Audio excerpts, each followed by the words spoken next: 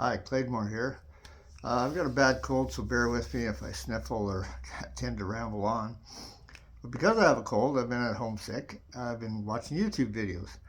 And I watched a couple videos, or a few actually, on how a smaller, weaker person, a woman or a kid or an older person, should rack the slide on a semi-auto pistol to put around in the chamber. Invariably, these videos are done by gun guys. Usually pretty big, strong guys with big bulging muscles on their forearm. And every one of them recommends the C-clamp method, which a lot of law enforcement, that's what they train and teach. And it's a good method. And all these guns are unloaded, by the way. I've triple checked them. So I can do that. I'm older. I've got a little bit of arthritis. I'm skinny. I'm not the strongest guy. So that works for me.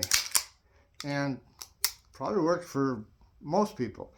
But I know somebody who's weaker than I am struggles with that, because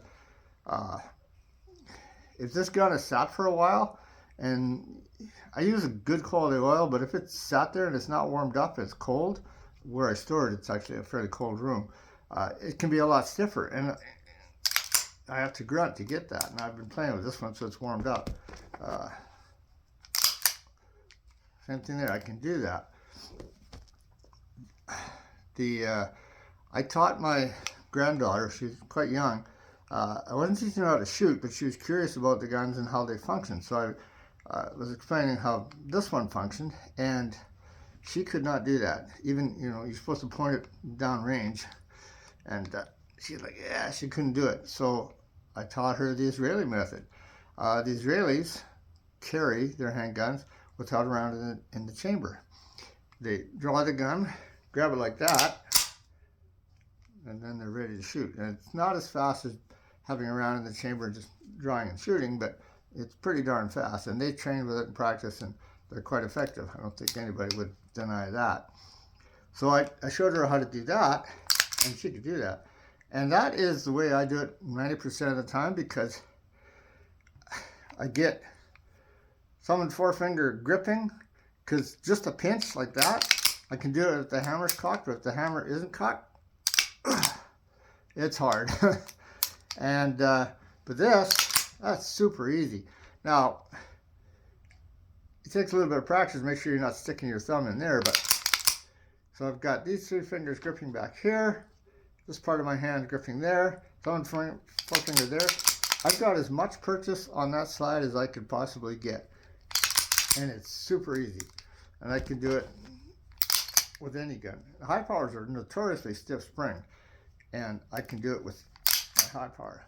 Now, if I drop a magazine and I want to eject a loaded round, thumb is kind of in the way, and I will admit that, but you can do this, because all your strength is coming here. And I don't know why, well, maybe I do know why, that is stronger than this, because here, your arm is at right angles to the force. And they teach you to push with this hand because that gives you more strength, but this is still the limiting factor. So biomechanics says that I don't have as much strength back and forth this way to do that as I do having both arms extended. And, I mean, I'm Canadian, I don't get to carry, but in a defensive situation, you're going to be pointing your gun. Now, you have to do a 90-degree rotate. Big deal. Anyways, and it works, with anything. So this, yeah, it works for me, but somebody who's smaller than me, they're going to struggle with it. So I like the Israeli method, and that's what, I only get to play with these at the range. That's what I do, and it works for me. So if you're really small and don't have strong hands, that's probably the method to use instead of the method that the big strong guys demonstrate, because they can do that. And I think it's hard for someone who's strong to understand what it feels like to be not as strong, to be weak and struggle with, So, I don't know. See, I told you I'd ramble on. Anyways, Claymore out.